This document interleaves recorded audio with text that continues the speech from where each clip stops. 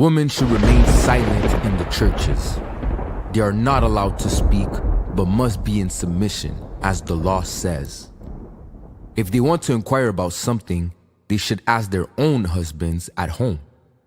For it is disgraceful for a woman to speak in the church. Samuel said to Saul, I am the one the Lord sent to anoint you king over his people Israel. So listen now to the message from the Lord. This is what the Lord Almighty says. I will punish the Amalekites.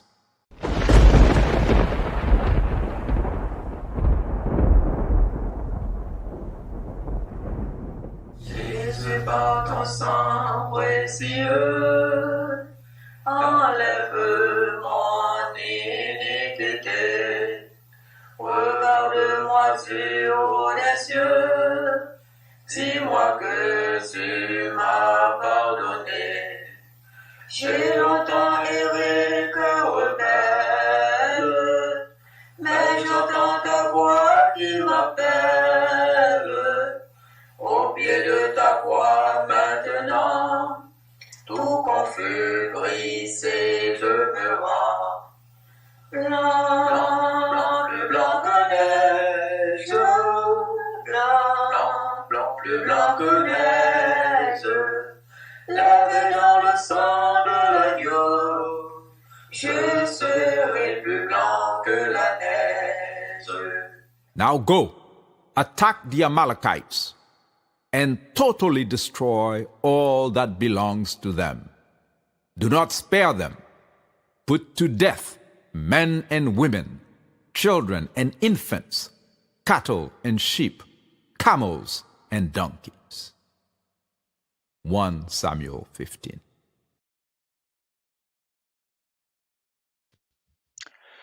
Greetings, one and all. Good evening. My name is Jafri Kaiti, and it is my pleasure, my privilege to welcome you to this 49th edition of God is Not White, our weekly appointment to take a look at how people of African descent are negotiating or managing our relationship with Judeo-Christianity, Islam, and all of those things. Tonight, we have a program where we're going to have a slide presentation as well as some video excerpts that I selected to support the presentation that I'm about to share with you in our 49th episode of God is Not White. I greet you from Ottawa, Gatineau, the capital of Canada, which the emperor in Washington, D.C. Has often in the last year referred to as the 51st state.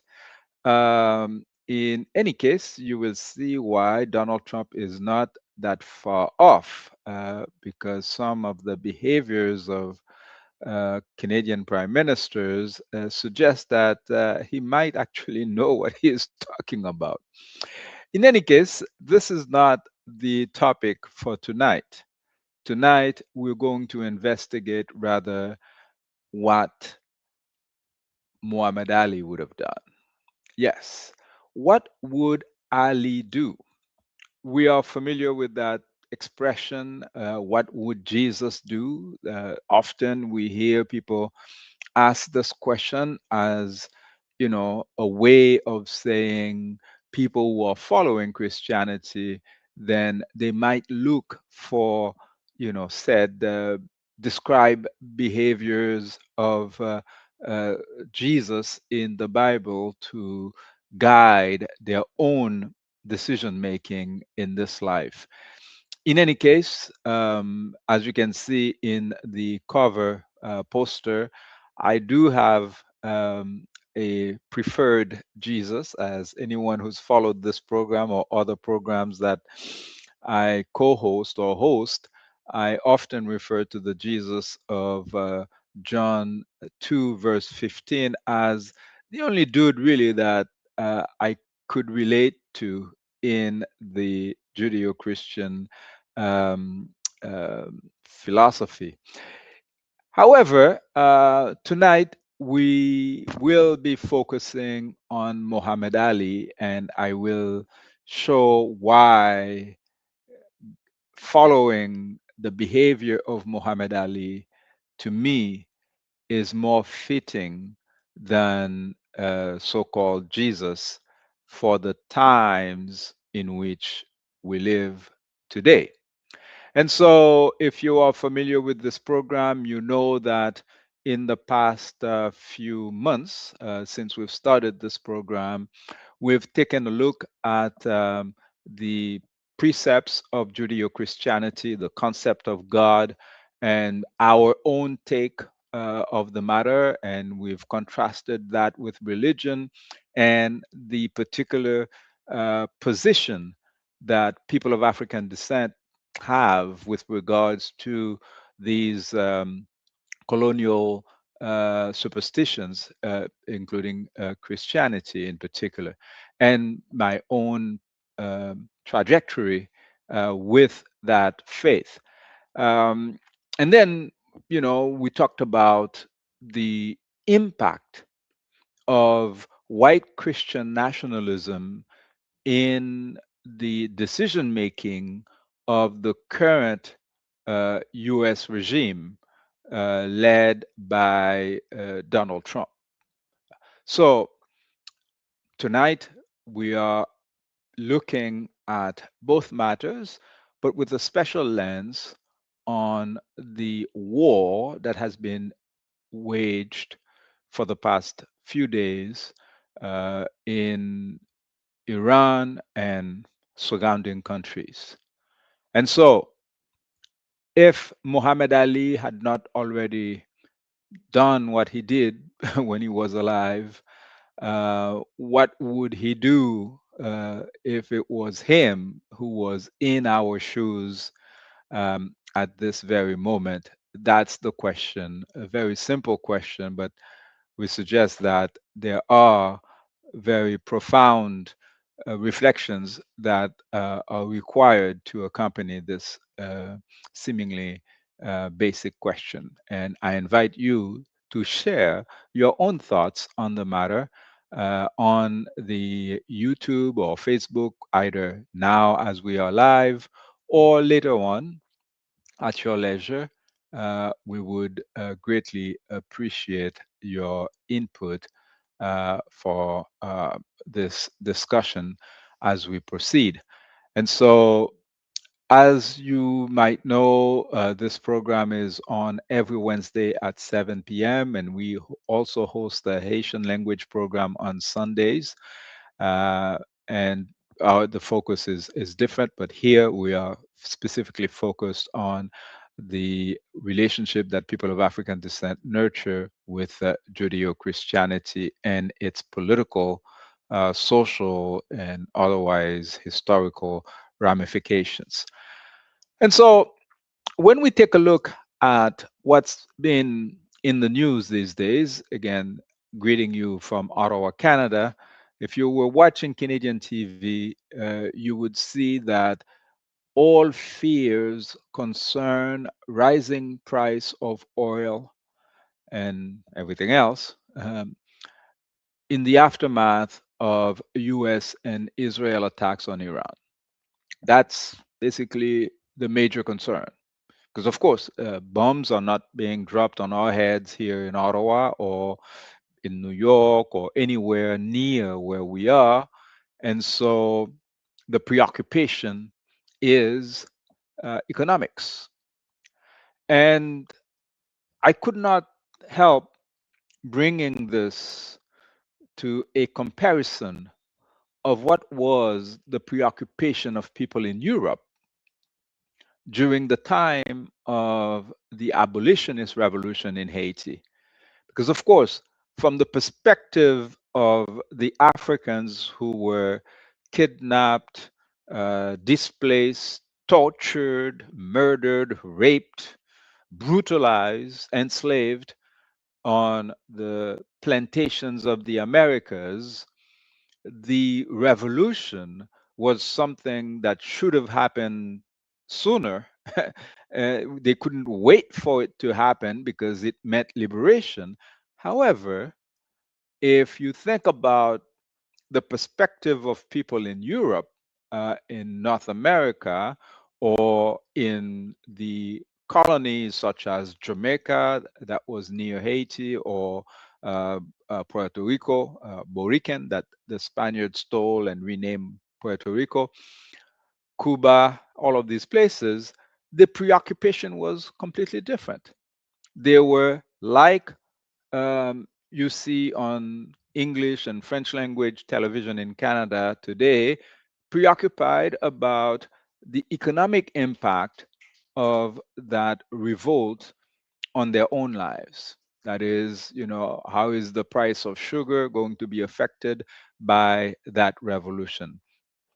I make this parallel to make the point that, um, like Dr. John Henry Clark said, um, you know, all history is current events, and that though the events that happened 5 minutes ago were inspired and influenced by what happened 5 hours ago, 5 months ago, 5 years ago, 50 years ago, and so on and so on, right? There is continuity in human behavior.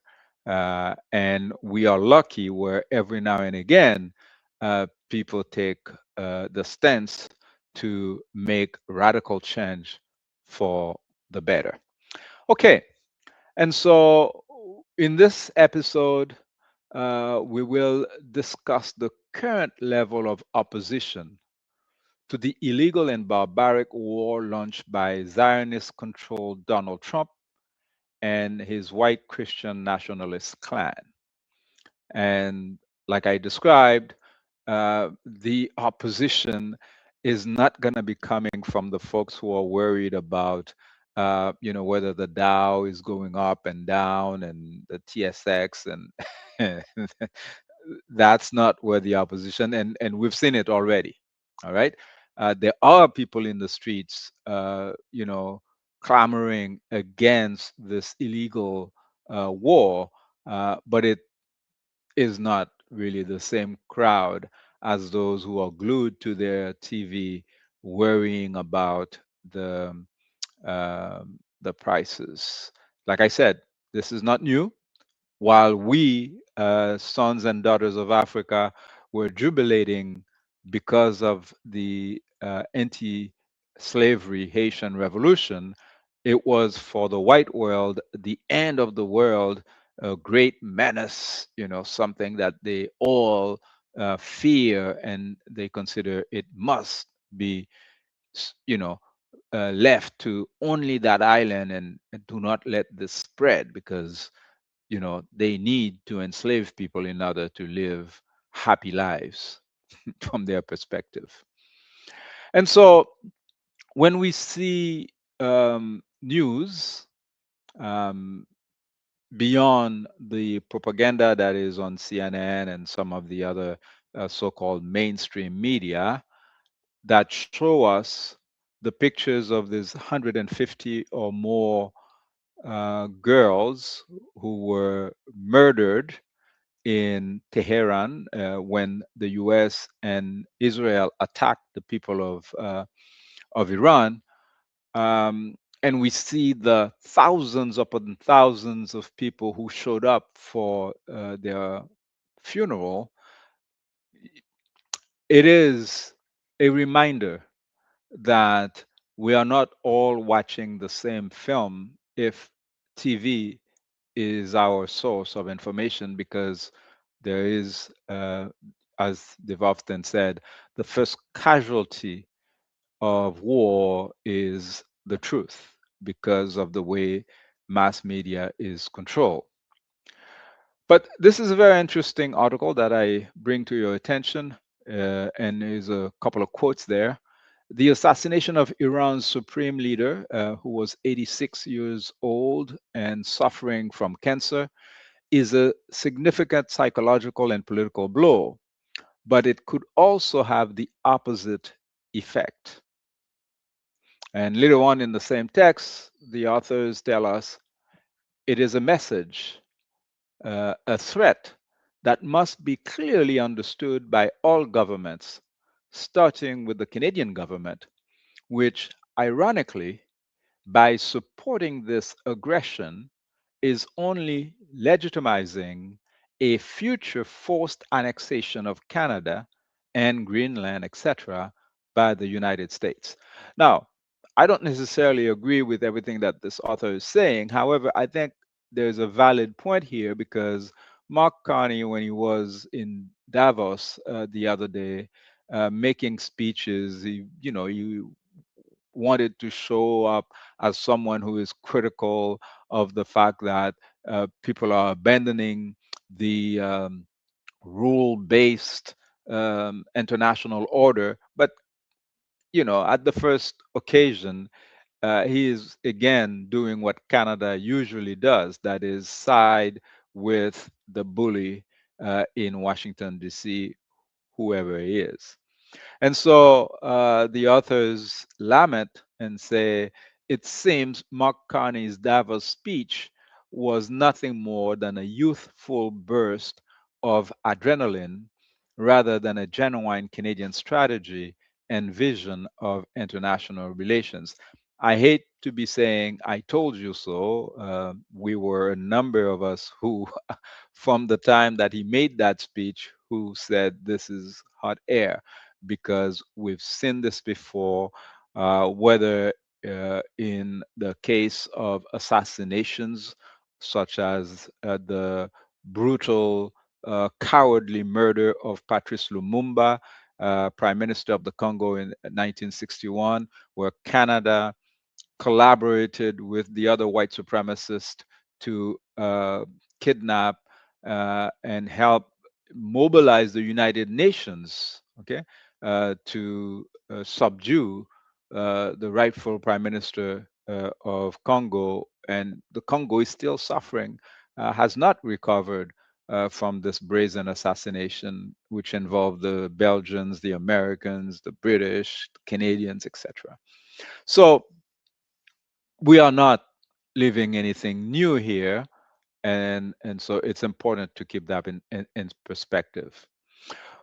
What is new, however, is the fact that a large number of us are no longer dependent on CNN, Radio Canada, France 24 for our information. Many of us have come to the logical conclusion that we must get our information from multiple different sources, sometimes diverging views, in order to come a little bit closer to reality. And anyone who's traveled the world would be well aware that you cannot rely on European or North American mass media to be informed about what's happening in countries like Congo, Palestine, Haiti, etc. Because most of the times it's stereotypes, lies, sometimes outright lies. And sometimes they even send journalists who don't go to the place of the action, who stay in their luxurious hotel in the capital city, and then they have some impoverished person, writing the stuff that they're going to be sending to their capital and publish. And once it's on their newspapers, it becomes, the gospel. And then even the country people are repeating the same lies. Anyways, you get the point. What is new is the fact that ideas, concepts, investigations that the mainstream media refused to do all of these years, now independent journalists, activists are conducting, and things that used to be called conspiracy theories have been proven. And once it's proven, it's no longer a theory. One such element is what is being discovered in the released Epstein files. I know these files are being released, with a lot of precaution. There's more redaction than um, revelations. However, uh, people who are patient and who are doing the hard work are sharing with us some important information. And so, this one quote here from Marcos Paulo Codelro is quite interesting, and something that is quoted from Jeffrey Epstein in February 2016's email to Peter Thiel, co-founder of PayPal, is quite important. Uh, he says, and I quote, "As you probably know, I represent the Rothschilds." This is Jeffrey Epstein saying that. And Marcos Paulo Codeloro tells us the Rothschilds, the Rockefellers, the Warburgs, the Schiffs, century old billionaire dynasties that thinkers from Carroll Quigley to Olavo de Carvalho identified as the de facto owners of the world. Dynasties that survive empires, world wars, and revolutions because they operate on a layer of power that precedes partisan politics. This is going to be important as we talk about the attack on Iran. They create central banks, finance both sides of conflicts, install and topple governments with the ease of changing a tie. And the name of the Rothschilds, for instance, appears 12,000 times in the Epstein files. And as they say, it is not all over the mainstream media, and there is logical explanation for that. Um, it is also telling when a sitting member of Congress from the same party as the president, okay, here we're talking about Thomas Massey, uh, calls out Donald Trump point blank in this tweet that he made 3 days ago. Thomas Massey says, PSA, bombing a country on the other side of the globe won't make the Epstein files go away any more than the Dow going above 50,000 will. End of quote. So this is quite telling and important for us to take a look at the context of the current conflict that we are living.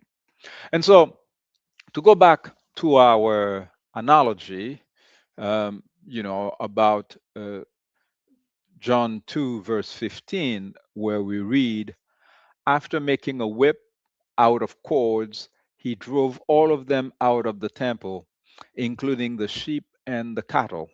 He scattered the coins of the money changers and knocked over their tables. We understand the context. However, I say that imaginary Jesus described in John 2, verse 15, as a great champion of justice who defends impoverished widows. Uh, and instead of collaborating with the priest, Jesus put aside his own class privileges, walked the temple, and whipped the thieves away mercilessly. Unfortunately, none of this happened in real life. There is no date, no evidence to support this interesting, even beautiful, revolutionary story. But if Jesus is imaginary, you and I are not. And so we still are facing the question, for us? What must we do? Because really, this is the question we're asking. It's not what would Muhammad Ali do, it's really what must we do. And if we refer to Muhammad Ali, it's because we admire the courage that he has displayed. And I submit to you that none of us need to be either Jesus or Muhammad Ali to do something about the catastrophic situation that our world is facing tonight. Yes, it may not be catastrophic for me and you right now because we are sitting, and like I said earlier, there are no bombs being dropped on us, but there are bombs being dropped on the heads of children in Tehran and in many other cities for no fault of their own and of their parents, of their neighbors, of their decision makers sometimes. Just like when the African men and women were being kidnapped from the west coast of Africa, the east coast, and even some of the south and the interior of Africa for hundreds of years, it wasn't for any fault of their own. And the people alive then had the responsibility to take a stand. And some of them did, but the vast majority did not. And so the question remains, what must we do with regards to what's happening in our world today? Well, here are a few examples. I will start with this brother here, you see, with the black t-shirt, who has a very, very interesting video where he describes the connection between the war or the attack on Iran and the Epstein scandal. Israel is in a full-blown fucking war with Iran. The supreme leader is dead. Trump is threatening to go nuclear. That's like a sexual fantasy for him. Abuse millions of kids at once. Just yesterday, they blew up a girls' school, killing more than 150 children. And Israel is still calling it preemptive and preventive, just like all that preemptive child molestation in the Epstein file, collecting blackmail on all these motherfuckers. Because he was clearly a Mossad agent and friends with the prime minister. You really have to connect their sexual, psychological, and military abuses of children because they present a clear strategy to dominate the future by exploiting and destroying the youth. Add in Ellison TikTok takeover and it's a done fucking deal. When I was in Palestine in 2018, what really radicalized me was seeing the abuses of children, like watching 5-year-old kids get dragged to prison by the IDF. Sounds a little bit like ICE, huh? Yo, these nations are built on a fundamental underlying lie. The superiority of their lives and the right to exist on stolen land, the right to control the rest of the world. That's why they lead with violence, because violence is a deflection for logical fallacy. Now, of course, as always, Israel has presented themselves as the grand victim. They must defend themselves by killing kids. But it's a logical fallacy because when have you ever seen a presently oppressed group capable of launching military strikes against all their neighbors? Congo does not have the ability to nuke Rwanda. Sudan is not capable of targeted, coordinated strikes against the UAE. They do not decide what's covered on the news. They're not involved in hostile takeovers of social media and TV networks. Because you don't get to have the full power and might of the United States war machine and convince anyone you're the oppressed victim. And the Democrats watching it happen. Why? Because they funded by the same bank. AIPAC Shakur like a motherfucker. I won't deny it. Epstein was a Democrat. By the paper trail.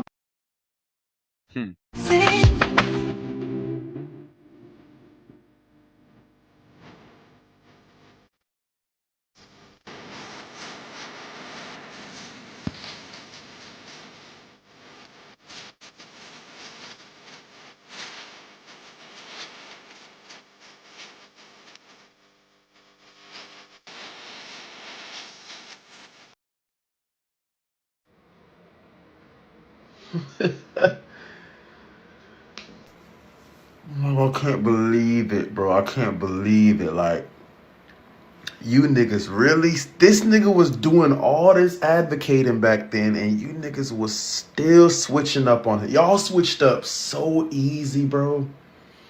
Then fucking 10 years later, the kids admit that they were lying. And y'all still don't want to fucking give this nigga his props, man. Michael was the one, nigga. He was the one that would have did it, nigga. I ain't gonna lie. Yes.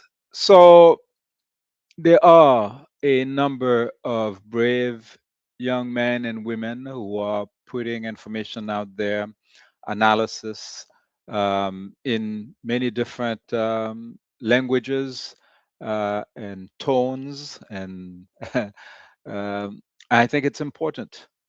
It's important because, as you saw, the example of the very articulate brother who spoke earlier, making the connection between the war in Iran and Epstein files, or Michael Jackson, who used his art to not only warn us, to educate us, but more and more it's becoming clear that Michael went further, all the way to rescuing some of the children that these pedophiles were abusing. And he was the one accused. And so projection was applied against him. That also is something from the past. Earlier, I spoke to you about the Haitian Revolution, right? Well, guess what was the news in Europe and white North America during the time of the Haitian Revolution? It was that the Haitians are cannibals. These Africans were boiling white men and women alive, raping precious white women, when it is the exact opposite that was true. Black men, women, and children were being boiled in sugar cauldrons for fun. They invented new vocabulary like faire sauter le cul d'un nègre, which meant that they took powder, gunpowder, and they put it in the sexual parts of a man or a woman, and then they light a fire, blew them up. These were real, yet they invented the lies to malign the victims. And the lies became true because that's what was being spread all around in their propaganda machine. It is not different today. So these days, a lot of people are suggesting that, well, apologies are owed to Michael Jackson. Yeah, more than an apology. I think what we owe Michael is to garner a percentage of his courage, and in our field of work, whatever it is, whether you're doing hip hop, whatever you're doing, there's something you can do and say, artists are now, using their pens to help awaken the masses, awaken people in positions of power. And there are also people who are in position of power who are doing their best. One example is Representative Ted Lieu, and I will share now with you his own take on the situation. Let us watch. This was the day when Pam Bundy came in front of the Congress and was lying straight up. And Representative Ted Lieu was not letting her have it. Let us watch. Another man, Donald Trump, who is all over the Epstein files, like former Prince. Here's a video.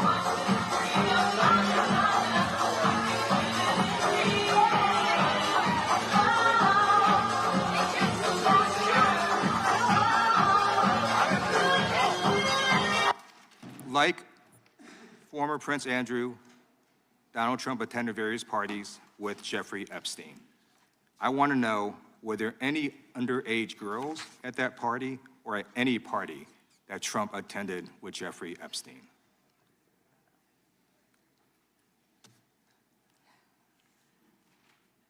This is so ridiculous, and that they are trying to deflect from all the great things Donald Trump has done. There is no evidence that Donald Trump has committed a crime. Everyone knows that. This has been the most transparent presidency. He's the one that asked that those files I'm reclaiming my time. be I got your released. answer. You said there's no President evidence. Trump asked Chairman, that please stop the he clock. sign Stop the clock. the legislation. Time.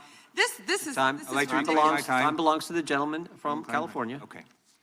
I'm going to put up another document from a witness who called the FBI's National Threat Operations Center because I believe you just lied under oath. There is ample evidence in the Epstein file. Don't you ever accuse me of a I crime. believe you just lied under oath, and this is all on videotape. You said there's no evidence of a crime. I'm showing you, here is a witness statement who called into the FBI's Threat Operations Center. He drove Donald Trump around in a limo. He overheard what Donald Trump said to Jeffrey on his cell phone. He was so angry, he was gonna stop a limo and hurt Donald Trump. And he met a girl who said she was raped by Donald Trump and Jeffrey Epstein. She later had her head blown off, and officers at the scene said that could not have been suicide.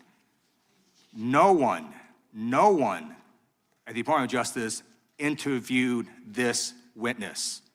You need to interview this witness immediately. Epstein should rot in hell, so should the men who patronized his operation. And as we sit here today, there are over 1,000 sex trafficking victims, and you have not held a single man accountable. Shame on you. If you had any decency, you would resign right after this hearing concludes. The gentleman has expired. May I respond? Yeah, I don't know how you respond. No one can. I did Oh, not can ask a respond, question, but Mr. he Head. doesn't You're want allowed to talk to. about I did the not ask a horrific crime in California.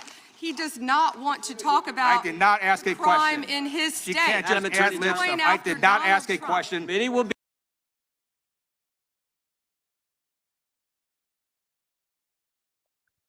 It is really extraordinary when you see how this theater is going on in the United States. And I say it every week. I can't believe this is a nation of 350 million people who are accepting the circus to go on. The United States has produced some of the most brilliant people on earth, and this is what we are observing. In any case, I wanted to make the point that there are folks who are standing up in various walks of life using, different types of language. People with suits and as well as activists who are in the streets. However, what we are forced to accept is that so far the resistance is not at the level that it needs to be, because if you watch the deposition of the Clintons last week, it is quite evident to me that they are preparing or gearing up to help cover up for each other, because clearly from the very beginning, it was evident that Democrats and Republicans are all involved in the Epstein scandal. And that's what we've seen all over the place. And Bill Clinton and Hillary Clinton going and, in front of Congress, and, some images came out, and apparently Hillary Clinton was very angry about that. Yet they were the ones pretending that they wanted the whole thing to be transparent. We all knew that this was all theater. Because the connections that Epstein had was with not only Democrats and Republicans in the United States, but the ruling class in England, in many countries in Europe, and Canada. In Canada, what's happening in Canada? Well, let's look at this video of a very close friend to Jeffrey Epstein. Because sometimes I hear people of African descent say that, well, because these people are racist, they did not want to have black women on the island. Yeah, there's some truth to that, okay, with regards to the models, etc. In fact, but there were black women on that island, and it is not only one island that this pedophile ring was using. So here's a little bit about a famous, I don't know what word is appropriate in the English language to describe Peter Nygart, who is currently in jail, and he also had an island in the Caribbean. And let us watch this excerpt here of his conversation with a number of black women. Apparently, this one pedophile fancied black women, and you will see exactly why when you watch the clip. Technology that Peter and I are investing in is called SCNT, which takes the egg Second. of a young, perfect woman specimen, takes the egg and takes out the nucleus and puts our DNA in the nucleus. They just go ahead and take it out. Pay for it? Huh? Yeah, and this is part of this genetic greatness that we don't see in any other race on the planet. These curvy, sexy black women from Africa. Negroes have a kind of a monopoly on this genetic perfection, and we want some of that. So, girls, for $100, we will pay you for your egg. I pay you $100? So how much do you want for it? Let's bid. I bid $500 for the Olympic. Wherever I bid, he's going to outbid me. I bought about $60,000 worth of eggs. Yeah. If you have abortion, that's very valuable. Did you hear what this old bastard said? $100 for your eggs. And they're joking, they're laughing. Of course, you can see some of the black girls are laughing nervously. You don't know exactly the context in which this is happening, whether some of them feared for their lives or not. But it is so disgusting what they're talking about here. Okay? Buying the umbilical cord, the placenta of babies that they're going to use for who knows what. This is on video. This is not, AI, as they say. All right. Cord, placenta, in your period blood is so rich with stem cells. We regard it as waste, and it actually should be. It should be captured. It's recycled, and it should go to waste. It's life for somebody, and it's life for mankind. The best eggs are 16 to 18 years old. Those are the best eggs. As you get older, your eggs get weaker and weaker. Yeah, that's what I'm thinking. So you may not be our candidate. No, that's fine. I'm down with my business anyway. Yeah. Peter Nygard researched that name. This bastard, they tried their best not to arrest him because all of these old farts are billionaires and they have contacts, but eventually they arrested him. And of course, he's got connections with Epstein. And we're really just at the beginning of the discoveries connected to this network of pedophiles, and no one is spared.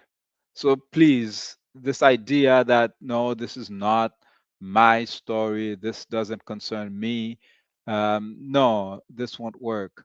We all, because it is humanity, because it is our fellow men and women who are being brutalized, we must get involved. And we are more numerous than them. And the intimidation, the fear tactics that they are using. Brothers shared a video when Michael Jackson made a final call. Michael Jackson's last phone call. He knew they were going to kill him. That's also something you might want to check out online. But let us proceed. We say that, yeah, Jesus is imaginary. That's La La Land. But we have the real example of these brave men and women who are sharing information about what's happening in our time. Like Nina Simone, the singer, said, we must represent our times. Like Miriam Makeba showed us. Like John Brown, this white man who stood against racial slavery in the United States, did in 1859. Okay? We have countless examples of brave men and women who stood for right against might. But I think no one did it as majestically, as brilliantly as our beautiful, beloved Muhammad Ali. And so, like I said, we don't have a date for the events described in John 2, verse 15, where Jesus is said to have beaten the money changers in the temple. But we know that it was April 28, 1967, when this real flesh and blood, 25 years young Muhammad Ali risked wealth, reputation, freedom, his heavyweight world championship belt, and so much more to stand in opposition to the barbaric US attack on Vietnam. We will continue to salute him, but not just for the pleasure of honoring one of the best among us, but so that we can take the appropriate lessons for our own behavior, for our own lifetime. Let us watch a few clips, a few videos, because we are lucky to have had video testimony of our beloved Muhammad Ali. And this is, I'll start with this one here, where he's describing, he's basically refusing, he's denouncing the Vietnam War. This is on television. He's done it in many different ways at various fora, but I think some of these you've probably seen before, but I think it's important for us to replay a couple of these. Right now, spending $30 million a day in Asia, black and white boys are dying unjustly for nothing just to free somebody else. So, yes, Muhammad Ali again. Let's replay it. White America right now spending $30 million a day in Asia, black and white boys are dying unjustly for nothing just to free somebody else. So why should I worry about going to little old jail to free my poor people who's been catching hell here for 400 years?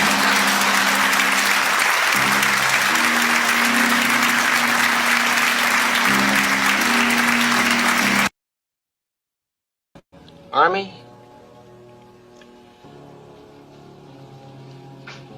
Cassius Clay, Army? Will you please step forward and be inducted into the Armed Forces of the United States? You'll have another chance in a few minutes to reconsider and be inducted. You'll go back in that room, they'll call your name, and they'll tell you once again to take that step. I'm against the war in Vietnam. I don't think black people, I don't think they should go to Vietnam and fight Asian, yellow people who've never lynched us, raped us, called us niggas, deprived us of freedom, justice, equality, for the same white man who's not freeing us right here in America. Really, my conscience won't allow me to go. Although I won't have to go, you offer me deals where probably I don't have to fight, or I could have it easier, or do like Joe Louis did. But still, I know that you're using me to lead other people to the service, which is leading them to slaughter, and my conscience will still bother me. Sir, I'd just rather go to jail. Here's a lynching written by white men. Taking black women who was 4 months pregnant, they took us for years and hung us up at the feet and stuck a dagger in her stomach and ripped it and pulled the unborn baby out just to put fear in other slaves. They tied up black people to horses and 2 horses and pulled his arms out and pulled his legs out. Lemonade trains with white children and white people of America used to come and watch them tie up 10 or 15 black men and pour gasoline on them and burn them, watch them burn alive. They took us and hung us up with trees and shot us with bullets. They took and cut a hand off and gave it to the little boy and they took the leg off. And this is worse than the devil. All right, but... see, the devil, the preacher in the church taught us that the devil was up under the ground. Right. And he'll wait till he died before he burn us up. This white devil in America was worse because he burned us while we was alive. He didn't wait till we died. Hungry people in the mud for big, powerful America and shoot them for what? They never called me nigger. They never lynched me. They never put no dogs on me. They never robbed me of my nationality, raped and killed my mother and father. What, I'm going to shoot them for what? How can I go shoot them? Them little poor little black people, little babies and children and women. How can I shoot them poor people? Just take me to jail. Ali more than held his own against students who had a far better formal education than he. I'm saying you talking about me about some draft, and all of you white boys are breaking your neck to get to Switzerland and Canada and London. I'm not going to help nobody get something my Negroes don't have. If I'm going to die, I'll die now, right here fighting you. If I'm going to die, you my enemy. My enemy is the white people, not Viet Congs or Chinese or Japanese. You my opposer when I want freedom. You my opposer when I want justice. You my opposer when I want equality. You won't even stand up for me in America for my religious beliefs, and you want me to go somewhere and fight, but you won't even stand up for me here at home. Now, of course, this was back in 1967, 1978, 1972, etc. And, you know, Muhammad Ali might have expressed some of these things differently. But the fact is, at the time, he said what needed to be said. And you'd be hard-pressed to find any lie in what he was saying. These impoverished young men and women who were being sent to Vietnam to kill impoverished men and women like themselves, they were victims of criminal elites who didn't care about their own welfare. Now, how different is it in 2026? When you look at the profile of the folks who are in the US Army today, how different are they from the young men and women who were in these armies in the 1960s? Let's take a look. This young black soldier, if you look at this MAGA website where I took the picture, where these despicable folks are using this young man's picture to advance their propaganda, saying that he died serving our country in Iran. In fact, this young man, actually, this picture is not from one of the Americans who was even in Iran. This young man apparently died earlier than that, but he was killed. But he didn't die serving any country. He died because a whole bunch of old racist white farts who are too coward to fight their own battle put him in the front like cannon fodder. And if we do need to take a moment, it is not to pray to white Jesus or white Mary or whatever, or black Jesus for that matter. All of these imaginary beings cannot do a thing. We have the responsibility to stand up so that no more young men and women get sacrificed by these coward old pedophiles, criminals who are playing with their lives as if they were video game or toys. And so it's been years now since we've issued this call for African men and women, regardless of the armies in which they are currently serving, to disobey illegal, barbaric orders that are issued to them to go and kill innocent people all around the world. whether it is the United States asking to go and invade Burkina Faso because there's gold in Burkina Faso that they want to steal. We're asking the black soldiers in the United States government to disobey those barbaric orders because the people of Burkina Faso deserve to have access to their gold. The people of Mali deserve to have access to their uranium so that they can develop their own country.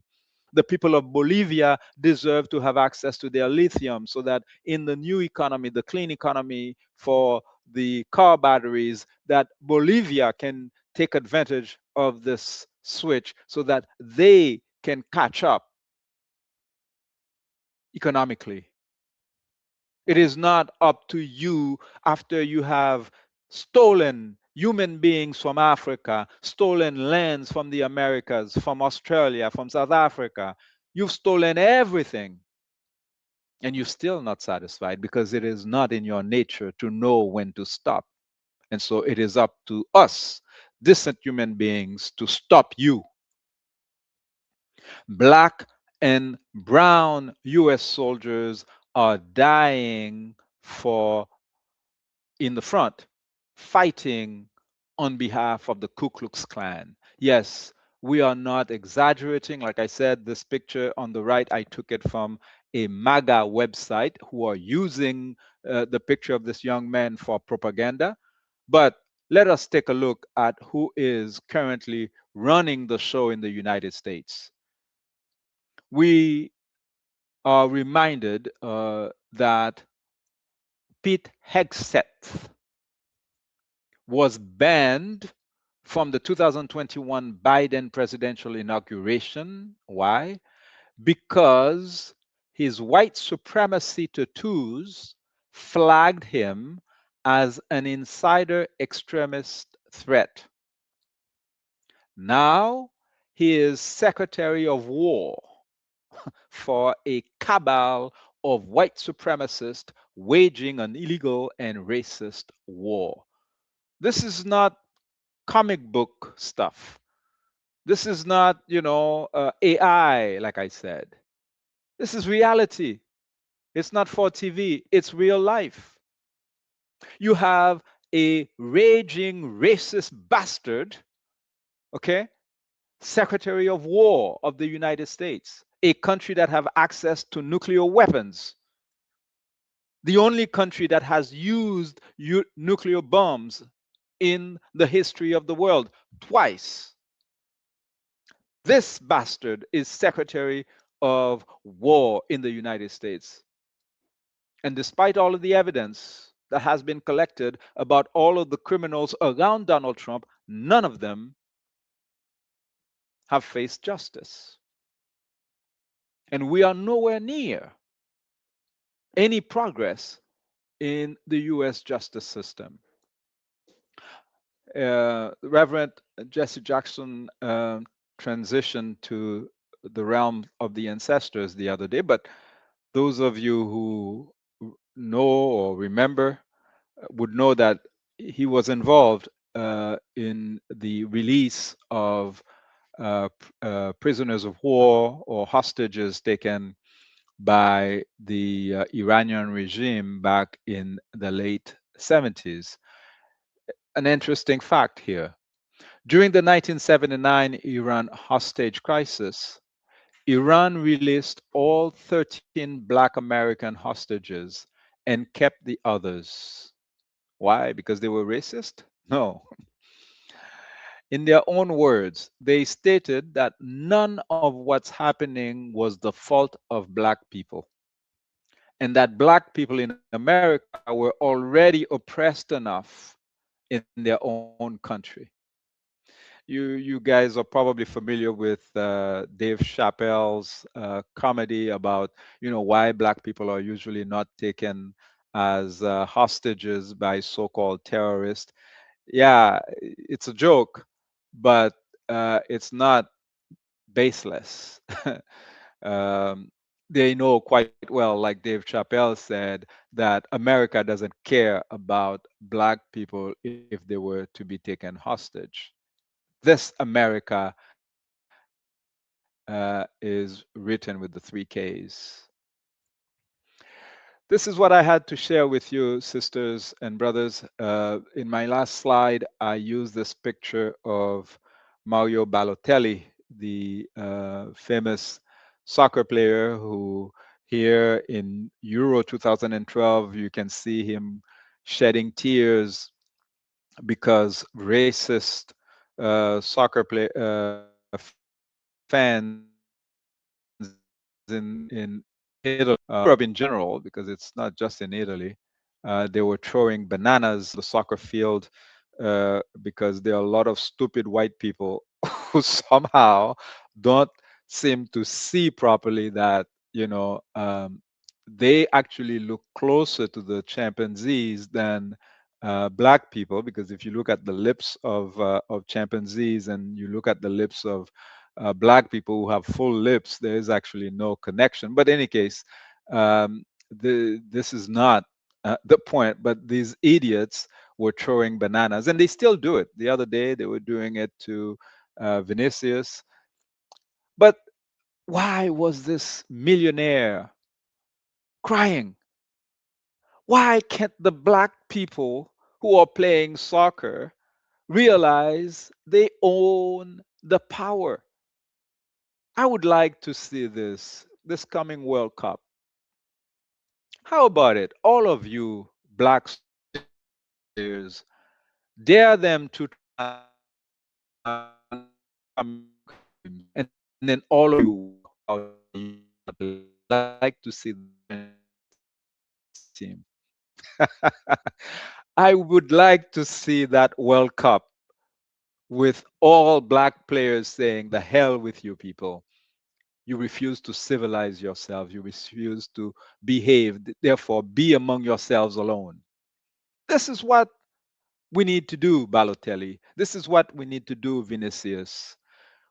If you don't want to listen to me because I have no credibility, because I'm not on the soccer field with you, perhaps you might turn your eyes to our little sister, Naomi Osaka, who, when grown men in the NBA or the NFL were too scared to stand up and support Kaepernick, okay, who dared challenge the system and follow the paths of Muhammad Ali and all of these greats who had shown us that we are not toys. We have powers that we can mobilize. Well, Naomi Osaka just very artistically, by taking these mask that she was wearing, one at each game that she was playing, with the names of these black men and women who were murdered by the so-called legal force of the government of the United States, Breonna Taylor, and all the others. Naomi Osaka did it. She's not huge, You guys, soccer players, you have more muscles than her. Some of you have way more money than she does. So it's not about the money. And like Muhammad Ali showed us, he risked everything: money, reputation, the belt, and he won them back in their faces. And like everyone else, he lived and then he died with his dignity. And so, cry no more, brothers and sisters. Stand up and be worthy of our ancestors. The great Haitian singer Bito Vaoba reminds us that pa kite diabla fe wal touye frè ou. Lò wè diabla vin pi brigand, tombe l pral tombe. Yes, when you see that the devil is making noises, is threatening people, ice is all over the place, that's because they are in panic mode. They're about to fall. Deny Satan your willingness. He is against the wall. Satan pral boule. Thank you very much, everyone. We went slightly over time again tonight. We're not going to make it a habit. And I thank you very much for the fact that you chose to share this time with us. Like I said at the beginning, for those of you who speak Haitian Creole, I invite you to join us every Sunday at noon. We have a program titled Cause Nef, Tankouze Fre, where we welcome guests from all around the world who are connected with our beloved Haiti. And so let me end with this little montage that we did about the founder of the Haitian Revolution. Okay. I do not see the one from Dessalines here, so I will instead share with you the one featuring our precursor, the great Toussaint Louverture. 23 d'août 1802, prisonnier Toussaint parti quitter Brest. Li pap jam gen chance wè ni petit li yo, ni madame li encore, jouk li trépassé 7 avril 1803. Dictateur la France là à l'époque, Napoléon Bonaparte lui-même, pas de gen l'autre préoccupation au sujet grandet africain ça. C'est soi-disant cachette jalajan ta quitté dans zile quel besoin qu'on ait. Napoléon voyait un espion qui relève Cafarelli bon côté Toussaint Louverture pour battre vente monsieur. Toussaint qui était isolé dans pays Frédissa, loin pays li, famille, l'armée li, rêve liberté li, gardé blanc li dit. Jeune homme, c'est vrai. Moi perdu un pile trésor, mais moi pas quoi c'est qualité trésor l'esprit gen la dap sou yo. 7 avril 1803, Toussaint mourit grand goût dans prison foi des jours. Toussaint Guinou, petite Ouagarou Guinou, Toussaint Louverture, gouverneur général zile Haïti, mourit grand goût en ranyon dans frédité cachot foi des jours en bas patte Napoléon Bonaparte. Là nous considérer qu'aucune chaîne travail nèg l'Afrique ça a réalisé et puis comportement devant puissance qui était plus fort sur planète là à l'époque, nous comprenons pour qui ça Wendell Phillips dit était calé Gilles dans jeu colon français qui t'a mené aller en exil là pour lui dire gardez non jeune homme. Ti bateau là pas grand assez pour l'hypothème. Pourtant Toussaint mourit, il mourit net. Sous même bateau l'exil là, il était dit qu'il choisit l'histoire s'est obligé de reconnaître comme parole conséquent, prophétie qui accomplit. Des pays aiment Jean Nouvelé. Mais en vérité, c'est laver messier à terre. Pied bois yo bail pour liberté a, ou mettre couper tête li. L'a toujours joint pour li donner. Ou quoi c'est en pile, ou quoi c'est jam sa jam, racine liberté. Aux autres dit, mais le pas c'est pour ça.